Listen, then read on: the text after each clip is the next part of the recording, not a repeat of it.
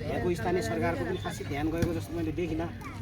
अनि यो खुल्ला चौरमा बाटोको छेउमा होइन यसरी आगो बलिराख्दाखेरि तपाईँको यो वरपरको बस्तीहरूलाई पनि अलिकति जोखिम छ जस्तो लाग्यो मलाई। म पनि यसो हेर्न आएको यहाँ ग्यास अटोमेटिकली बलिराखेको देख्दा अचम्मै भएँ।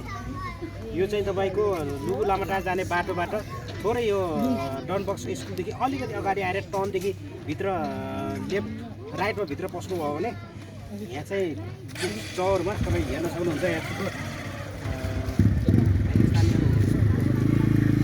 पुरा बस्ती छ, यो बस्ती छ। अब यसरी आगो एनी टाइम बोलिराख्नु भनेको यो चाहिँ अलिकति जोखिम नै जस्तो लाग्यो।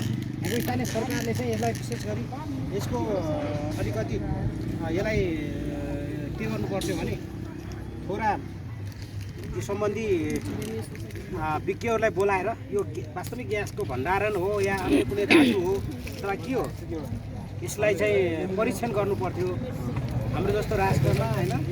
अब हामी इन्डियाबाट ग्यास ल्याइराखेका छौँ, यदि ग्यासको भण्डारण यहाँभित्र हो भने यसलाई कसरी हुन्छ विधिपूर्व तरिकाले सिस्टमेटिक तरिकाले मान्छेहरूको घर घरमा चुलो चुलोमा तपाईँको ग्यासहरू वितरण गर्न सकिने चाहिँ मैले देखेँ।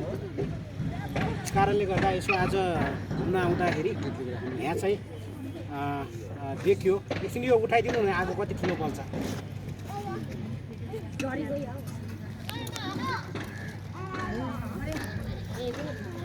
तपाईँ हेर्न सक्नुहुन्छ यहाँ निकै नै ठुलो आगो बलिराखेको छ। यो चाहिँ सम्बन्धित निकायसम्म पुग्न सकेको हामी चाहन्छौँ। त्यस कारणले हामीले भिडियो बनाइराखेका छौँ। यो पहिलादेखि सुनेकै कुरा हो, तर पनि आज हामी यही ठाउँमा आएका छौँ। और यो